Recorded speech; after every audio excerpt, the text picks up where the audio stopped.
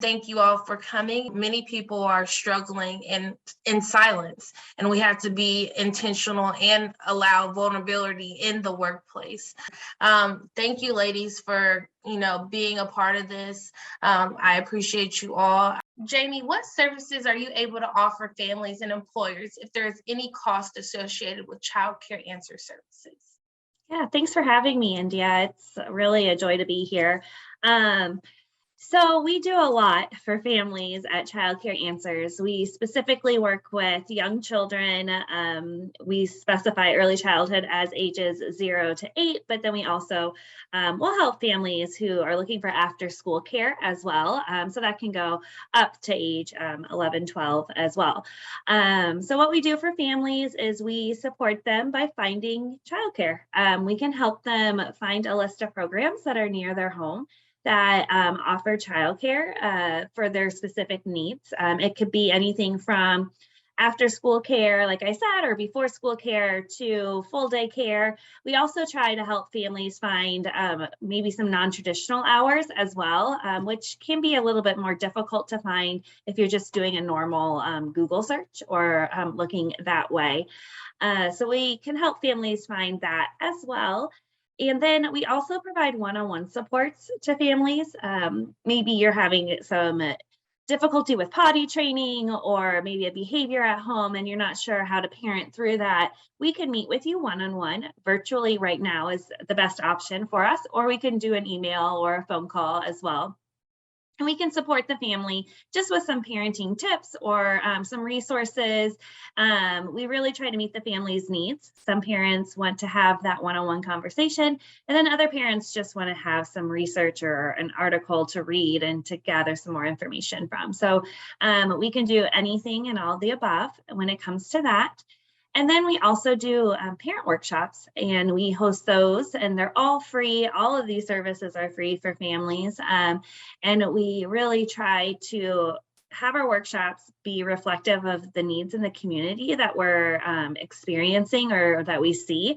For instance, we have one coming up about advocating for your child at childcare, because we're seeing a lot of families experiencing issues in childcare, such as maybe suspension and expulsion, which we want to try to not do. And so trying to give families just tools and even just the language to use with their teachers and child care providers to help them advocate for their child and their behaviors and just their overall development as well. So I think that's a basic overview of what we do for families. And we can also even support employers and businesses as well. You can provide them with our family information link, your families or your employees that you have at your business. And we can help your families find childcare, especially if you're noticing somebody who is struggling to make it to work because of a childcare issue. We can come alongside that family and hopefully meet that need, and then partner with you if need be. So those are just some ways we can help. Again, all free of charge, which is amazing, especially in nowadays in the climate we have. Trying to find childcare is not easy. So understand. Yes. Thank you so much for shedding light on our services and the fact that it is free and it's affordable because it's free. Another question that I want to dive into is the cost associated with childcare. Are there different types of financial assistance programs out there for families from low income to middle class? Yeah, so yes, there are. One of the biggest ones that we, I guess, share a lot about is the CCDF voucher. That is a financial assistance given by the government, and it has a certain eligibility requirements. They are income requirements for that. And there's like this lovely chart we have on our website, and then they have on their website that kind of helps you navigate that a little bit on whether or not your family or a family that you work with would qualify for the CCDF voucher. But it is a really great opportunity for families, especially families of low income. We also have currently the opportunity for something called the Build, Learn, Grow Scholarship. And That scholarship is for all families, which is amazing, and it's going through June of 2022. So after June 2022, it's not going to be available any longer. However, it's 6 months right now of childcare scholarship, which is huge and can really just help alleviate and help families reallocate their finances in different ways so that they can provide. Yeah, so for this one, the eligibility is a little different. You can qualify up to 80% of your childcare fees being paid for, and then the lowest amount is 20%, and anyone can get 20% no matter what your income is. And so it is a really great opportunity, especially for those middle income families. I know I've been taking advantage of it for my own childcare, and it's been a huge blessing for my personal family. And it's really easy to apply. And yeah, happy to answer any more questions specifically about that a little later if needed. Thank you. Yes, Build, Learn, Grow is an awesome opportunity. I think our family qualified for it too, and it offset the cost of childcare, and we were able to store that extra money that we weren't spending on childcare away. So that was awesome, and I'm so glad I had the opportunity to learn about it working with Child Care Answers. I don't think I would have learned about it any other way. So another question that I have for you, Jamie, the pandemic has heightened the need for childcare due to the ever-changing school situations, such as COVID exposure and schools having to close down, which has interrupted the work schedules for parents across the nation and right here in Central Indiana. How are you able to assist and navigate through the frustrating process of finding childcare solutions for those families? Yeah, it's challenging. And I will say that there's not a lot of options for us to be able to know exactly where all those like maybe drop-in care options are, because I know some families are looking for where can I send my kid today because school's gone virtual. And unfortunately, those kind of programs are just like they pop up every once in a while, and it's hard for us to know them. However, we also can help find a more stable, maybe childcare program for them. And so they can always, again, fill out our information form and write that they're looking for something a little bit more stable. We can help call and navigate that for them. And so I think that's really helpful, just to even have a touch point with somebody, and knowing that somebody is working alongside them during this time is really helpful. We also have some resources on like how to tour childcares during the pandemic, because a lot of childcares aren't allowing you to like step inside it if you're not like a part of their community, just to help offset, the spread of COVID-19. And so there are different options for touring that we could talk about too, because I know it is important to step foot inside your childcare before you actually enroll, just so you can see and know if it's a quality program and meets your family's needs. So we try to support families in knowing what to ask and what to look for in terms of health and safety as well. My last question for you, Jamie, how can we let our employers know that childcare is not just a family issue, but a business issue too? Yeah, that's a big question. Loaded question. It is a very loaded question. I mean, quite frankly and quite honestly, just think about the logistics of going to work every day and having to be present at work every day, and not having to care for and watch for your child while you're doing that. I know a lot of employers are being more flexible because of the pandemic, but that's not always the case. And so it's really important to know as an employer that if your families don't have childcare, then they're not going to be present for you and for your business. And so being able to support a family not only builds your employees, like, I guess, what's the word, connection with you, or relationship, build a rapport, if you will, a positive rapport with you and your employee, but also you're helping and you're supporting their family so that your business can thrive. And I think that's the most important thing, especially for employers. You want your business to thrive, but you also want your employees to be cared for, and you want them to feel honored and respected. And we want their families to have their needs met. And so I think childcare isn't just about the family. It absolutely is about the business. And there's a lot of information out there, and I'm sure Vicki and India, you have this information as well, just about how building into our youth and building into our young children eventually is going to produce a generation who's going to be able to thrive economically as well too. So there's a lot of research there. I won't dive too deep into that, but I'm sure there's some resources we can share out about that as well. Thank you so much, Jamie, for shedding light on the childcare resources that are out there and also shedding light on what we do here at Child Care Answers. I appreciate you so much. As we pivot a little bit, I'm going to focus towards a food resource. So I was able and afforded the opportunity to meet Maxine Thomas, who works at Gleaners. Thank you, Maxine, again for being here. So let's dive right into the questions I have for you. So aside from the actual food bank of Gleaners, what services do you all offer? Hello, India and everyone. Thank you again for the opportunity to be able to speak and share our program here at Gleaners Food Bank. So Gleaners encompass 4 distinct operations in our over 300,000 square foot warehouse. We are a food bank and one of 200 food banks in the Feeding America network. And we serve 21 counties here in Indiana. We operate Fresh Food Connect and Fresh Connect Central, who is one of 7 produce co-ops within the Feeding America network. We serve we do serve 7 Midwest food banks, 7 Midwest states here. Sorry about that. And Fresh Connect has recently expanded from produce to also include meat and dairy. We serve also as a contract reclamation site for the Kroger Central Division, and we are a FEMA disaster relief site, storing and staging items that may be needed through a natural disaster. Okay, awesome. That's awesome.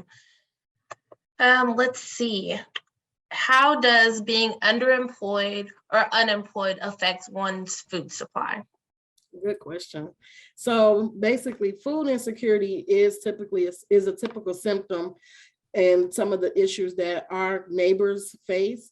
And so being under or unemployed means a family that doesn't have funds to cover their basic needs. They'll need to make choices, whether if they need to pay rent or buy food. Will they cover medicine or healthcare, or will they buy winter clothes for their growing children? Gleaners in our network meet a portion of a family's food and nutrition needs so that we can meet some of these they can meet some of their other expenses. At Gleaners, we also have a dynamic community collaborations team that have 3 special components. One is our nutrition hub. Our nutrition hub offers healthy recipes, nutrition education, and handouts. There's a summer nutrition club, healthy pantry resources, and nutrition and cooking resources such as videos. Second, we have an outstanding home delivery service. So our home delivery team basically is where we offer free food boxes to Marion County residents who lack transportation. You can also call the home delivery team at that number provided, or text Gleaners to 55433 to set up a delivery. And last but not least, we have one of the most compassionate and neighbor-focused SNAP outreach teams in the country, where SNAP outreach specialists like myself provide free application assistance. All calls are completely confidential, and we are able to provide live interpreters to assist individuals with over 200 languages that are available. Thank you so much for sharing that information. One of the things that I don't know if you touched on, are those services free? Is there an income base in regards to that? No, we went on, I deviated a little bit, but I wanted to touch and see if that resource is free for everyone. All of our services here at Gleaners are free. It isn't income-based. There isn't any type of special circumstances that would qualify an individual from receiving any type of services from us. So Gleaners pretty much serve anyone who comes to us and says that they need food, period. We do ask for an address at our pantry, and that's because we have a TFAP program where some of that information must be recorded by the federal government. But if someone doesn't have an address, that would not stop them or prevent them from receiving any type of food or services. And so any number of circumstances can find people in need of assistance. unemployment, residency, none of that has anything to do with being able to receive food. So our mission at Gleaners is to feed people, and that is who we are and what we do.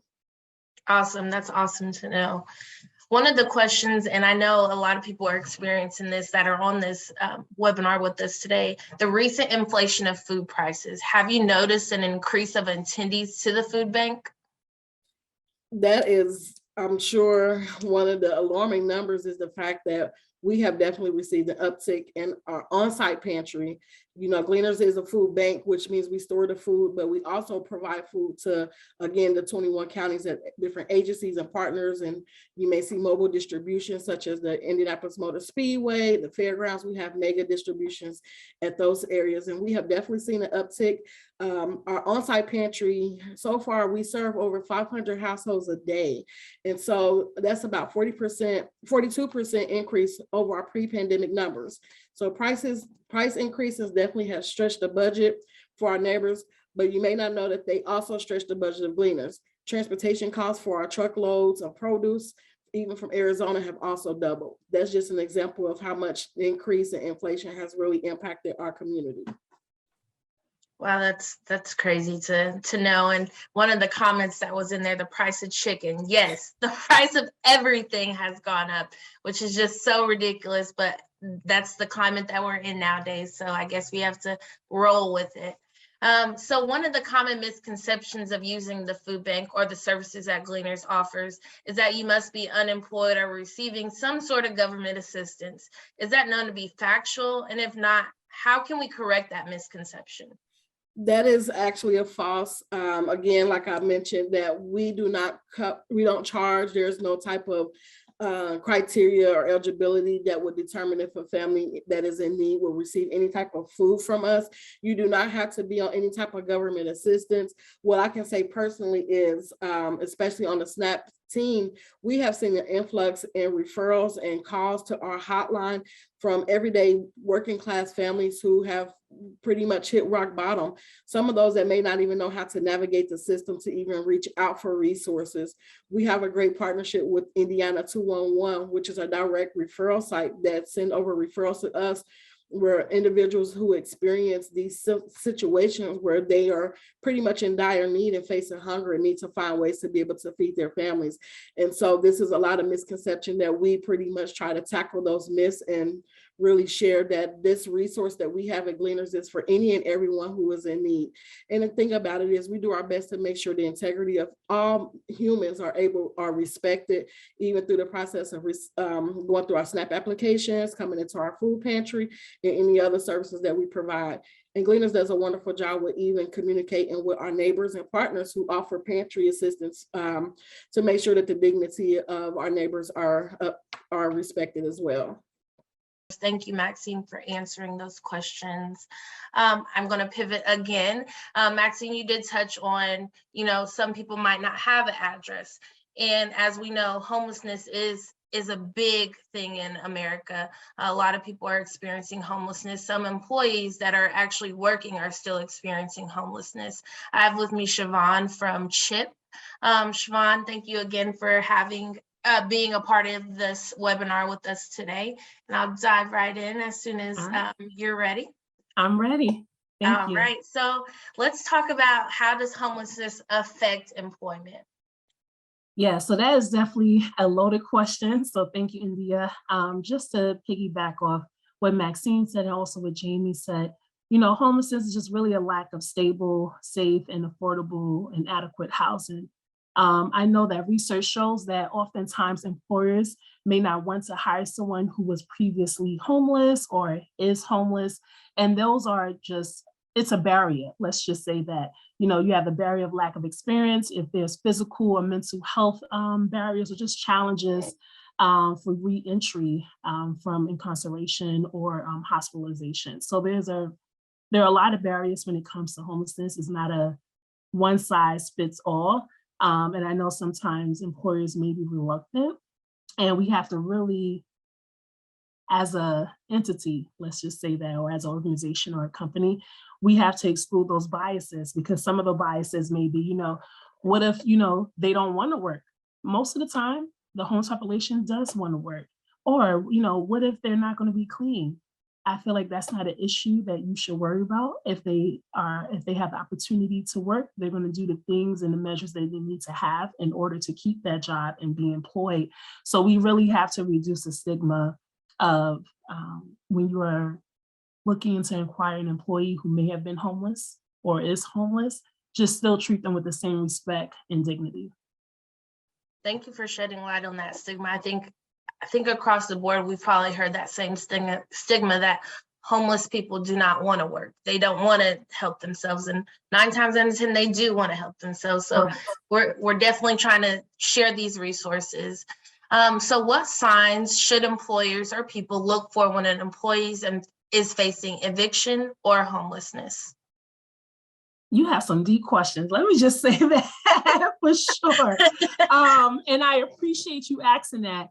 And I would say, with homelessness, it doesn't have a gender. There's no color. There's no ethnic background. There's no certain type of religion. We are just everyday people. I don't know if any of you have ever seen the movie Pursuit of Happiness with Will Smith.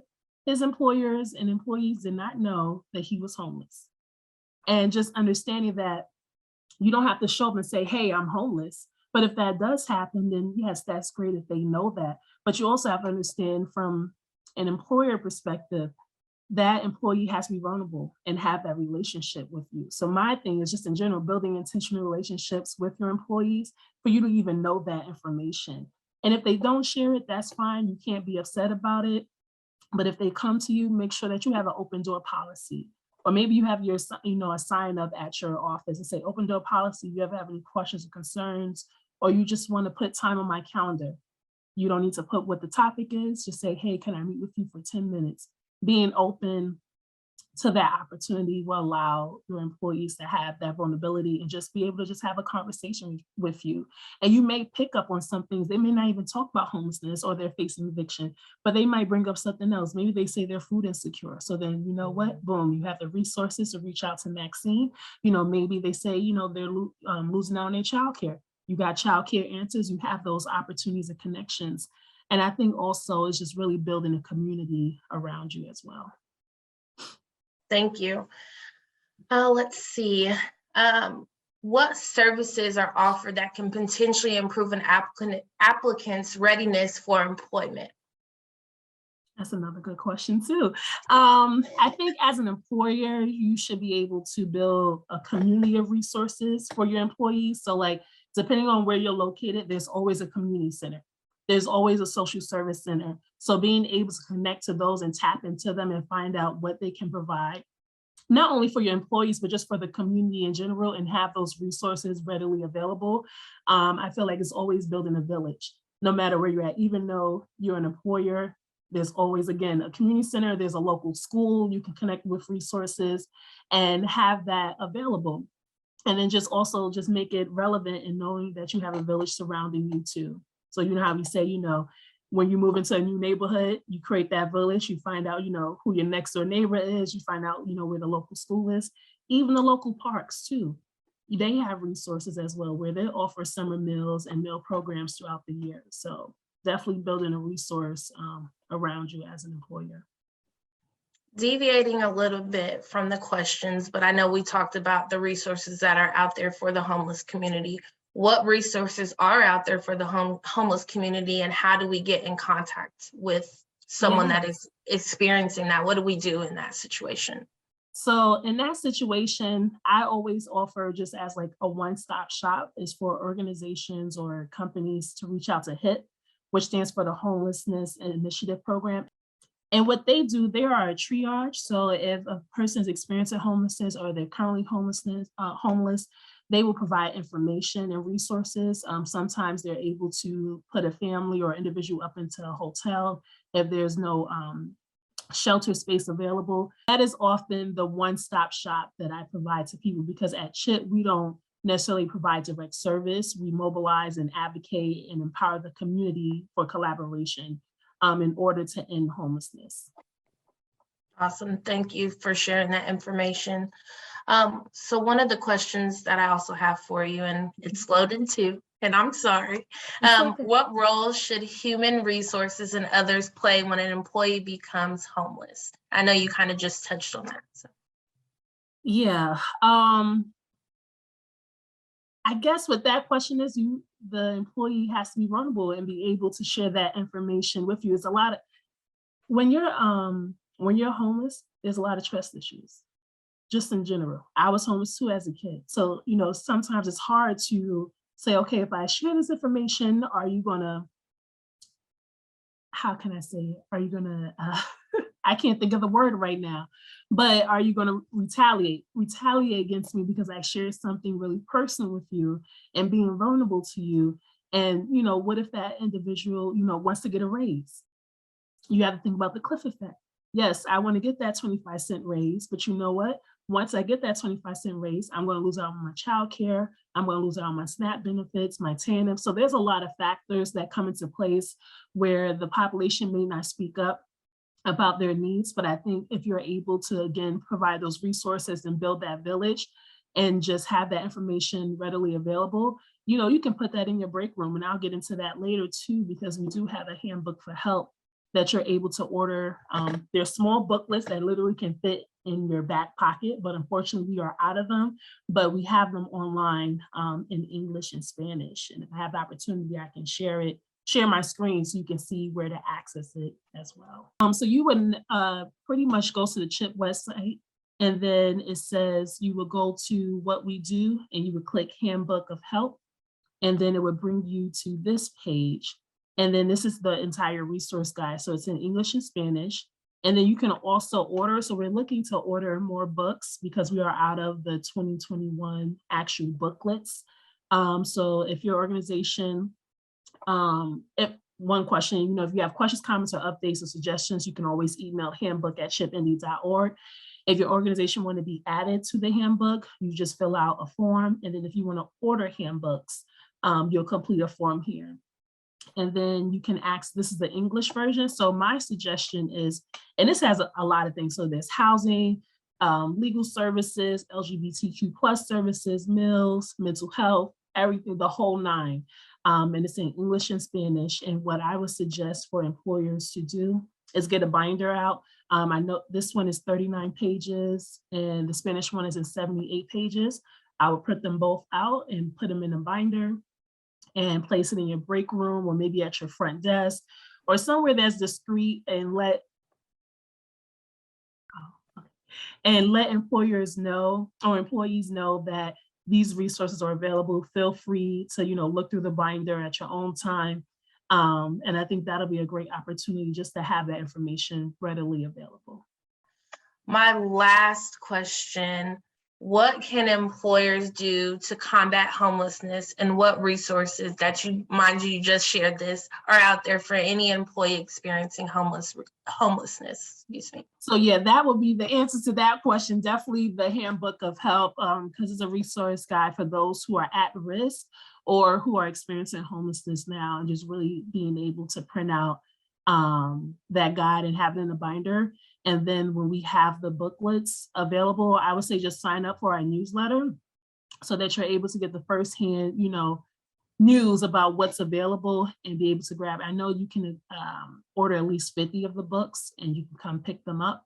And I think that's just a great resource just to have, because literally it fits in the back of your pocket, back pocket in your pants or anything, or you can just, have it in your bag and just have it as a resource. I know years ago, I used to keep some of them in my car. And if I saw a homeless individual, I would give them a booklet and some water and go from there. Gotcha.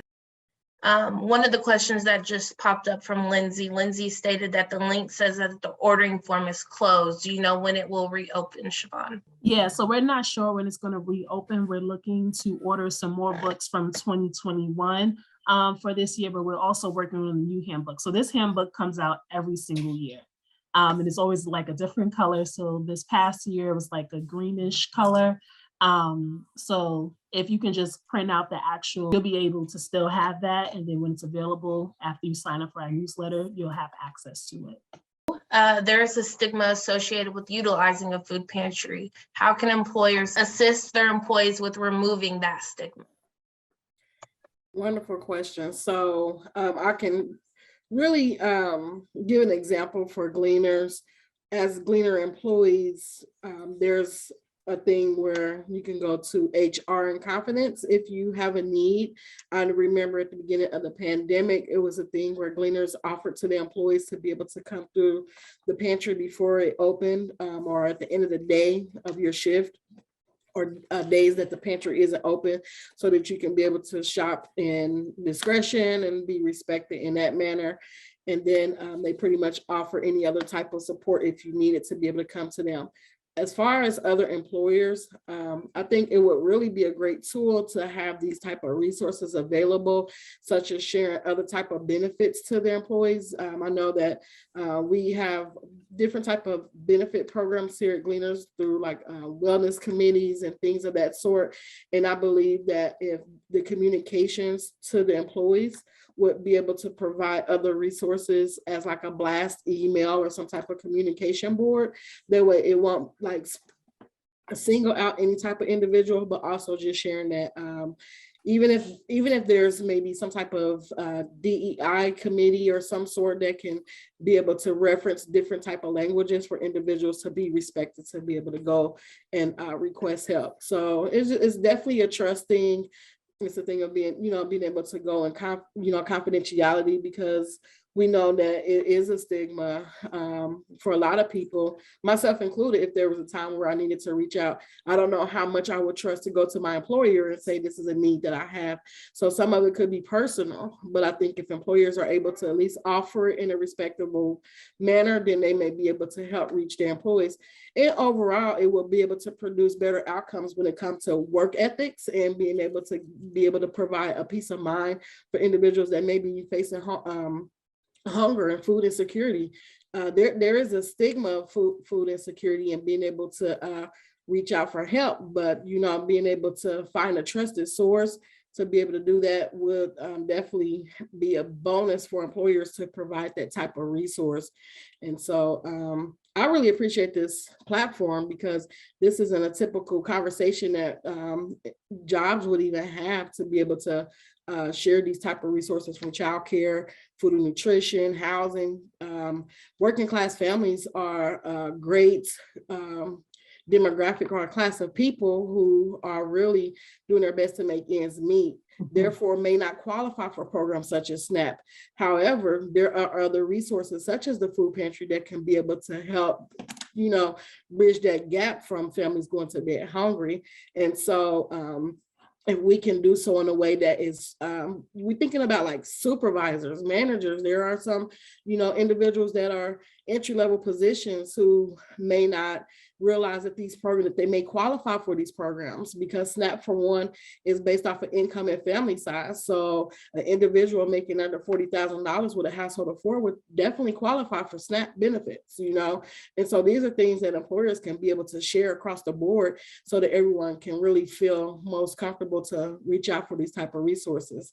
I believe the state of Indiana is doing a really good job at even trying to change the language for safety net programs. I sit on a advisory committee where we are diving into notification letters that are being sent out to applicants who apply for benefits such as SNAP, and understanding the barriers that come along with those type of denials, and how can we communicate with our Hoosiers when it comes to applying for these programs. And so just knowing that the working class families are ones that really will benefit heavily from these type of support, so that we can continue to build economic development and strong families. Awesome, thank you. India, real quick, I just wanted to go off of that. I just really appreciate the focus there on the working class family and just how they are struggling to make ends meet. Childcare is not, it's very expensive. Some programs, you're looking at the same cost for sending your adult child to IU or like Purdue sometimes. And so I think just being aware of these resources is very important. So thanks for sharing that. I really just wanted to echo what you said, and it's definitely something we see in childcare all the time.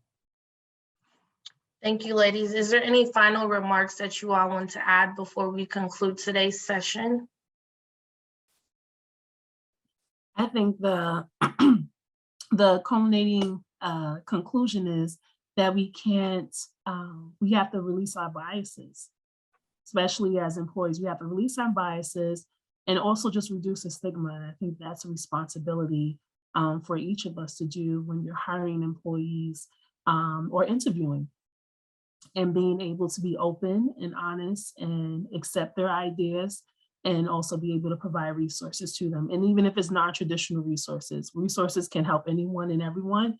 And like for just childcare or for SNAP or for homeless social services, you can share and they may know someone else who actually needs the service. So I think being able to just, what I think Maxine said, you know, have a community bulletin, send out a mass email so employees know the information that is available and that they can share. Maybe at the bottom of it, please share with anyone else who you may know need these services. That is creating a culture within your organization, and that is being able to be open and accessible.